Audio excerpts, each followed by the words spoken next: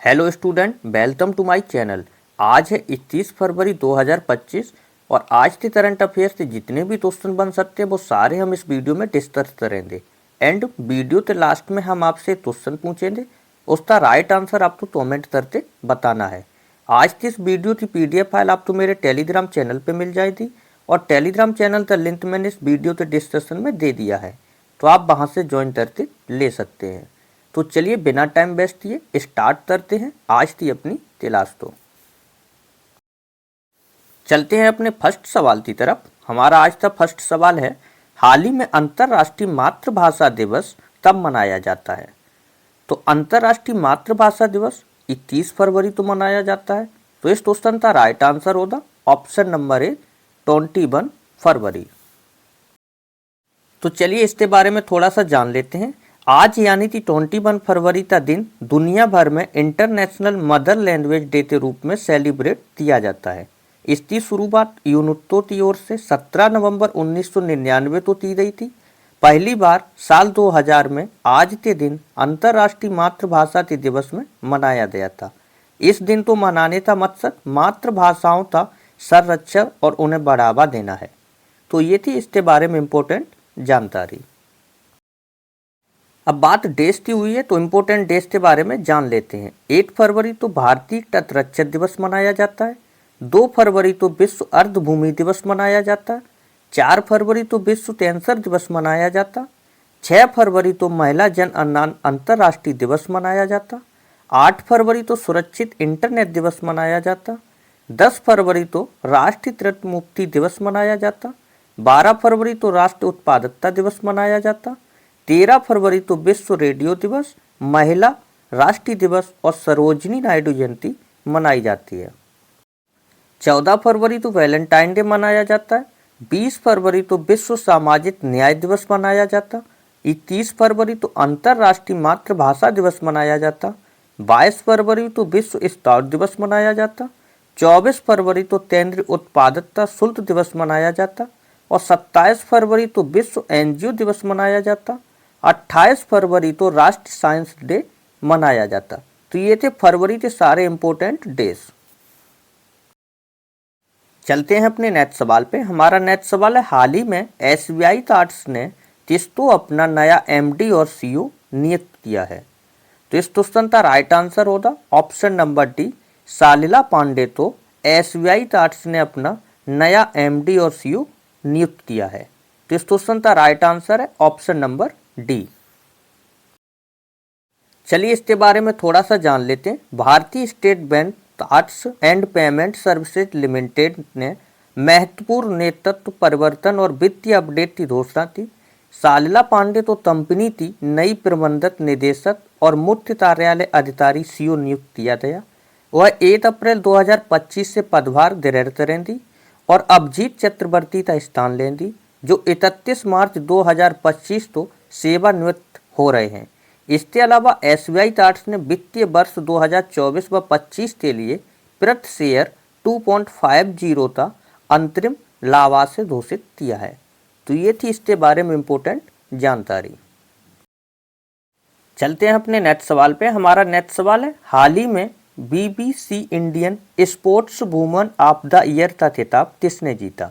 तो BBC Indian sports women of the year का खिताब मनु भाकर ने जीता है। तो इस क्वेश्चन का राइट आंसर होगा option number B, Manu Bhaker. तो चलिए इसके बारे में थोड़ा सा जान लेते हैं। ओलंपिक पदक विजेता निशानेबाज मनु भाकर को BBC Indian sports women of the year 2024 पुरस्कार से सम्मानित किया गया।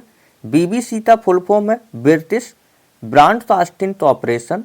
22 वर्षीय मनु भाकर ने पेरिस 2024 ओलंपिक में इतिहास रचते हुए महिला 10 मीटर एयर पिस्टल इवेंट में कांस्य पदक जीतकर ओलंपिक में पदक जीतने वाली पहली भारतीय महिला निशानेबाज बनने का गौरव प्राप्त किया। इसके अलावा इन्होंने सर्वोज्जोत सिंह के साथ मिश्रित 10 मीटर एयर पिस्टल इवेंट में कांस्य पदक जीता, जिससे वह स्वतंत्रता के बाद एक ओलंपिक में 2 पदक जीतने वाली पहली भारतीय खिलाड़ी बन गई। ये थी इनके बारे में इम्पोर्टेंट जानकारी। चलते हैं अपने नेक्स्ट सवाल पे। हमारा नेक्स्ट सवाल है, हाल ही में महिलाओं, युवाओं और विकास के लिए प्रमुख योजनाओं की घोषणा किस राज्य ने की? तो महिलाओं और युवाओं के विकास के लिए प्रमुख योजनाओं की घोषणा अरुणाचल प्रदेश ने की है। तो इस क्वेश्चन का राइट आंसर होगा option number A, Arunachal Pradesh. तो चलते हैं इसके बारे में थोड़ा सा जान लेते हैं। अरुणाचल प्रदेश सरकार के मुख्यमंत्री पेमा खांडू ने नेतृत्व में महिलाओं को सशक्त बनाने और युवाओं का समर्थन करने और राज्य के विकास को बढ़ावा देने के लिए कई व्यापक पहल शुरू की है। ये महत्वपूर्ण फैसले न्यायपीठ ने मिनी सचिवालय में आयोजित चौथी बारी कैबिनेट बैठक के दौरान किए गए। वित्तीय महिला सहायता से लेकर बालिकाओं के लिए नई योजनाओं तक और नीति निर्माण के लिए थिंक टैंक की स्थापना तक। तो ये थी इसके बारे में जानकारी। चलते हैं अपने नेक्स्ट सवाल पे। हमारा नेक्स्ट सवाल है, हाल ही में राष्ट्रीय अनुसूचित जनजाति आयोग ने अपना कौन सा स्थापना दिवस मनाया? राष्ट्रीय अनुसूचित जनजाति आयोग ने अपना 22वां स्थापना दिवस मनाया है। तो इस क्वेश्चन का राइट आंसर होगा ऑप्शन नंबर बी, 22। इसके बारे में थोड़ा सा जान लेते हैं। राष्ट्रीय अनुसूचित जनजाति आयोग ने 22वें स्थापना दिवस का आयोजन विभिन्न कार्यक्रमों के साथ किया गया, जिसमें अनुसूचित जनजातियों STS के अधिकारियों की रक्षा और उनके विकास में आयोग की भूमिका को रेखांकित किया गया। केंद्रीय जनजाति कार्य मंत्री श्री जोएल ओराम ने NC/ST की साइत्रिया पहलों की सराहना की, विशेष रूप से वन अधिकारी अधिनियम के कार्यान्वयन और निगरानी में इसकी भूमिका को रेखांकित किया गया। चलते हैं अपने नेक्स्ट सवाल पे। हमारा नेक्स्ट सवाल है, हाल ही में भारत के पहले स्किल इंडिया सेंटर का उद्घाटन कहाँ किया गया? तो भारत के पहले स्किल इंडिया सेंटर का उद्घाटन सबलपुर में किया गया। तो इस क्वेश्चन का राइट आंसर होगा ऑप्शन नंबर बी, सबलपुर। तो चलिए इसके बारे में थोड़ा सा जान लेते हैं। केंद्रीय शिक्षा एवं कौशल विकास एवं उद्योग मित्रता मंत्री धर्मेंद्र प्रधान ने पहले स्किल इंडिया सेंटर का उद्घाटन उड़ीसा के सबलपुर में किया है। इस कार्यक्रम के बाद उड़ीसा में आगामी कौशल भारत केंद्र का उद्घाटन अंतुल भद्रक, डेटनाल, तालचेल और देवदर में भी किया जाना है। चलते हैं अपने नेक्स्ट सवाल पे। हमारा नेक्स्ट सवाल है, हाल ही में विदेश मंत्री डॉक्टर S जयशंकर को 2 दिन की यात्रा पर आज किस देश के लिए रवाना होंगे? तो डॉक्टर जयशंकर 2 दिन की यात्रा के लिए आज दक्षिण अफ्रीका में रवाना होंगे।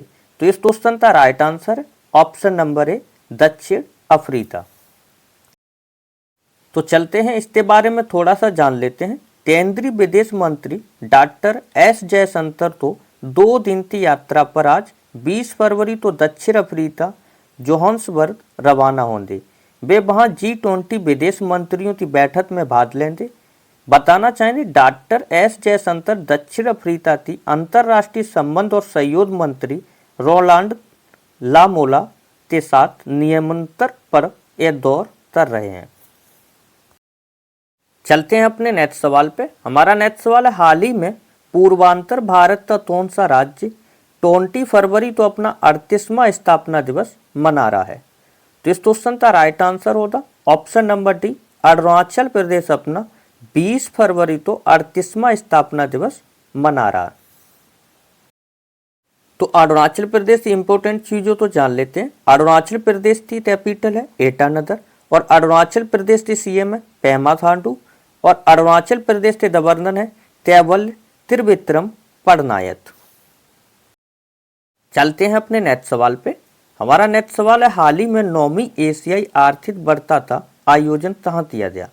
तो 9वीं एशियाई आर्थिक वार्ता का आयोजन पुणे में किया गया। तो इस क्वेश्चन का राइट आंसर होगा ऑप्शन नंबर ए, पुणे। चलते हैं आगे की तरफ। 9वीं एशियाई आर्थिक वार्ता 20 फरवरी से महाराष्ट्र के पुणे में आयोजित की जा रही। 3 दिन का यह कार्यक्रम पुणे के इंटरनेशनल सेंटर के सहयोग से किया जा रहा है।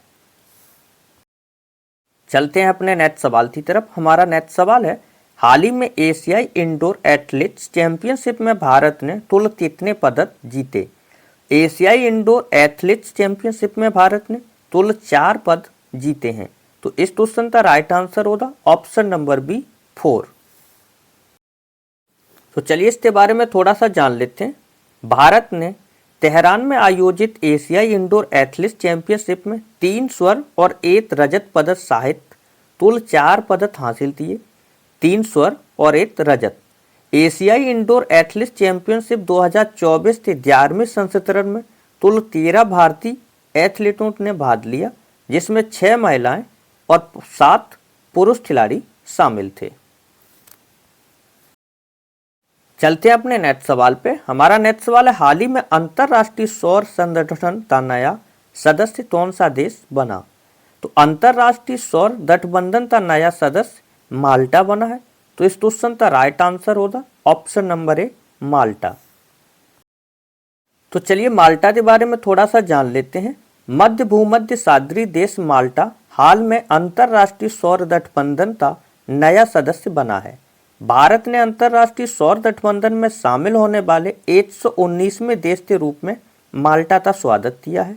विदेश मंत्रालय माल्टा के स्थायी सचिव क्रिस्टोफर तटजार ने नई दिल्ली में ISA फ्रेमवर्क समझौते पर हस्ताक्षर किए।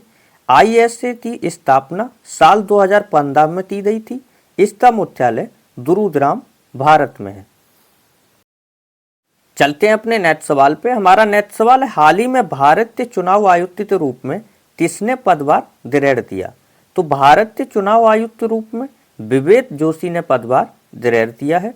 तो इस क्वेश्चन का राइट आंसर होगा option number A Vivek Joshi. चलिए इसके बारे में थोड़ा सा जान लेते हैं। विवेक जोशी ने आधिकारिक तौर पर 19 फरवरी 2025 को भारत के चुनाव आयुक्त के रूप में कार्यभार ग्रहण किया है। उनकी नियुक्ति के चुनाव आयोग में अपनी पूर्व 3 सदस्यीय समिति में बहाल हो गई, जिसमें मुख्य चुनाव आयुक्त ज्ञानेश कुमार और साथी चुनाव आयुक्त सुखबीर सिंह संधू शामिल हैं। चलते हैं अपने नेक्स्ट सवाल की तरफ। हमारा नेक्स्ट सवाल है, हाल ही में किसने वन बैन ऑफिस ऑनलाइन सेवा शुरू की है? तो वन बैन ऑफिस ऑनलाइन सेवा LIC ने शुरू की है। तो इस क्वेश्चन का राइट आंसर होता ऑप्शन नंबर सी LIC। तो इसके बारे में थोड़ा सा जान लेते हैं। भारतीय जीवन बीमा निगम ने अपने एजेंटों की दक्षता बढ़ाने के लिए वन मैन ऑफिस नामक एक नई डिजिटल पहल शुरू की है। इस पहल का उद्देश्य 2047 तक सबके लिए बीमा के दीर्घकालीन दृष्टिकोण को साकार बनाना है। यह पहल एजेंटों को 24/7 डिजिटल सेवाएं प्रदान करते पॉलिसी वित्तीय ग्राहक सेवा और व्यवसाय प्रबंधन को आसान बनाती है। चलते हैं अपने नेक्स्ट सवाल पे। हमारा नेक्स्ट सवाल है, हाल ही में ओपेक प्लस में कौन सा देश शामिल हुआ है? तो ओपेक प्लस में ब्राजील शामिल हुआ है। तो इस क्वेश्चन का राइट आंसर होगा ऑप्शन नंबर सी ब्राजील। तो इसके बारे में थोड़ा सा जान लेते हैं। हाल ही में ब्राजील प्रमुख तेल निर्यात देशों के गठबंधन ओपेक में शामिल हो गया। यह 22 तेल निर्यात देशों का एक समूह है जो विश्व बाजार में कितना कच्चा तेल बेचना है यह तय करने के लिए नियमित रूप से बैठक करता है। इन देशों का लक्ष्य तेल बाजार में स्थिरता लाने के लिए कच्चे तेल का उत्पादन को संयोजित करने पर मिलकर काम करना है। ये थी इसके बारे में इम्पोर्टेंट जानकारी। चलते हैं अपने नेक्स्ट सवाल पे। हमारा नेक्स्ट सवाल है, हाल ही में भारत के लिए सबसे तेज 200 विकेट लेने वाले गेंदबाज कौन बने? तो सबसे तेज 200 विकेट लेने वाले गेंदबाज बने मोहम्मद शमी। तो इस क्वेश्चन का राइट आंसर होगा option number C Mohammed Shami. ICC champion trophy का कल पहला मैच हुआ जिसमें मोहम्मद शमी ने 5 विकेट लिए और उसमें इंडिया की जीत हासिल हुई है। चलते हैं अपने नेक्स्ट सवाल पे। हमारा नेक्स्ट सवाल है, हाल ही में किस राज्य की विधानसभा में 8,08,736 करोड़ रुपए का बजट पेश किया गया? तो इस क्वेश्चन का राइट आंसर है ऑप्शन ए उत्तर प्रदेश की विधानसभा में 8,08,736 करोड़ रुपए का बजट पेश किया गया। तो चलिए उत्तर प्रदेश के बारे में थोड़ा सा जान लेते हैं। उत्तर प्रदेश की कैपिटल है लखनऊ। उत्तर प्रदेश के CM है योगी आदित्यनाथ और उत्तर प्रदेश के गवर्नर है आनंदीबेन पटेल। उत्तर प्रदेश के प्रयाग राज्य में एक प्लेट एक थैला अभियान शुरू हुआ। उत्तर प्रदेश सरकार ने दूधल क्लाउड के साथ मिलकर एआई संचालित कृषि नेटवर्क लॉन्च किया। जीईएम तो पूर्ण रूप से लागू करने वाला पहला प्रदेश उत्तर प्रदेश बना है। चलते हैं आगे की तरफ। भारत 21 देशों का टेक्नोलॉजी सेमिनार होस्ट करेगा। 2024 में साइबर हमलों का दूसरा सबसे अधिक लक्षित देश भारत बना। दुनिया का तीसरा सबसे बड़ा मेट्रो रेल नेटवर्क वाला देश भारत बन गया। भारत का विदेशी मुद्रा भंडार बढ़कर $709 मिलियन हो गया। भारत 2023 व 24 में अब तक का सर्वाधिक कोयला उत्पादक वाला देश बना है। भारत 2024 में धन प्रेषण का सबसे बड़ा प्राप्तकर्ता बना है। तो ये थी भारत के बारे में कुछ इंपॉर्टेंट जानकारी। चलते हैं आगे की तरफ। ये हमारा आज का लास्ट सवाल है। जैसा कि मैंने क्लास के स्टार्टिंग में बताया था कि हम आपसे एक सवाल पूछेंगे, उसका राइट आंसर आपको कमेंट करके बताना है। तो ये आज आपका होमवर्क का सवाल है, इसका आपको राइट आंसर कमेंट करके बताना है। और आज का सेशन कैसा लगा ये भी कमेंट करके जरूर बताएं। एवरीडे करंट अफेयर की क्लास मॉर्निंग में सुबह 8 बजे होती है और साइंस की क्लास 12:30 पर आफ्टरनून में होती है और जीके जीएस की इवनिंग में 5:30 पर होती है। तो अभी तक वीडियो तो लाइक नहीं किया तो वीडियो तो लाइक कर लें एंड चैनल तो सब्सक्राइब कर लें, बेल आइकन तो ऑल पे सिलेक्ट कर लें, जिससे आने वाला कोई भी वीडियो मिस ना हो सके। रेलवे के लिए सभी एग्जामों के लिए सारे इम्पोर्टेंट वीडियो आते रहते हैं। तो जल्दी से जल्दी चैनल तो सब्सक्राइब कर लें और बेल आइकन तो ऑल पे सिलेक्ट कर लें। मेरे सारे वीडियोस की पीडीएफ फाइल आपको मेरे टेलीग्राम चैनल पे मिल जाएगी और टेलीग्राम चैनल का लिंक मैंने वीडियो के डिस्क्रिप्शन में दे दिया है, तो आप वहां से ज्वाइन करके ले सकते हैं। मिलते हैं नेक्स्ट वीडियो में, तब तक के लिए धन्यवाद। जय हिंद।